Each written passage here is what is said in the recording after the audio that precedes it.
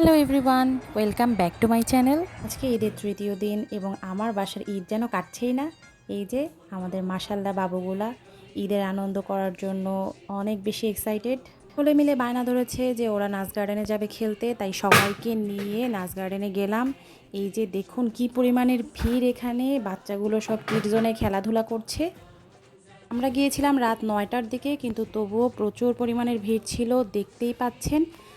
পুরো নাচ গার্ডেন কী যে সুন্দর লাইট দিয়ে সাজানো হয়েছিল, আর ছবিগুলো খুবই সুন্দর আসছিল। প্রত্যেকেই এখানে ছবি তুলছিল।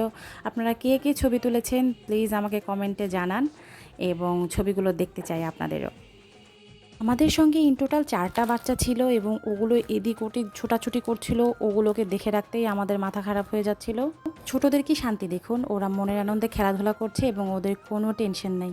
কেন যে বড় হতে গেলাম আল্লাহই জানে। ইস, যদি আমি আবার ওদের মতো ছোট হয়ে যেতে পারতাম। আপনাদের কার কার ঈদ কোথায় কোথায় কাটলো বলুন তো? কে কে গ্রামের বাড়িতে গিয়েছিলেন, কে কে কেমন এনজয় করলেন প্লিজ আমাকে কমেন্টে জানান। আমরাও গ্রামের বাড়িতে গিয়েছিলাম, ওখানে গিয়ে কাঠের চুলায় গরুর মাংস রান্না করে খেয়েছি। অনেকই আমি ছিল, ওটার ভিডিও আসছে খুব তাড়াতাড়ি। বগুড়ার মানুষ আমরা, ঈদ মানেই আমাদেরকে নাচ গার্ডেন বা মোমোইনে যেতে হবে এবং সুন্দর সুন্দর ছবি তুলতে হবে। অ্যাকচুয়ালি এই দুইটা জায়গা ছাড়া তেমন কোনো জায়গা নেও আমাদের যাওয়ার, এনজয় করার। যে ওনারা একটার পর একটা রাইডে উঠেই চলছে, তাদের কোনো ক্লান্তি নেই। এদের এই আনন্দ দেখে আমরাও অনেক বেশি খুশি ছিলাম। এদিকে আমরা দাঁড়িয়ে থাকতে থাকতে ক্লান্ত হয়ে গিয়েছিলাম, কিন্তু ওদের কোনো ক্লান্তি নেই, ওরা ছোটাছুটি করেই চলছে। বাসার কথা বলা মাত্র তারা চিৎকার চেঁচামেচি করছে যে তারা আজকে বাসায় নাকি যাবেই না। একে ওদের এই রাইডগুলোতে আমারও অনেক উঠতে ইচ্ছা করছিল, কিন্তু আমি বড় হয়ে গিয়েছি।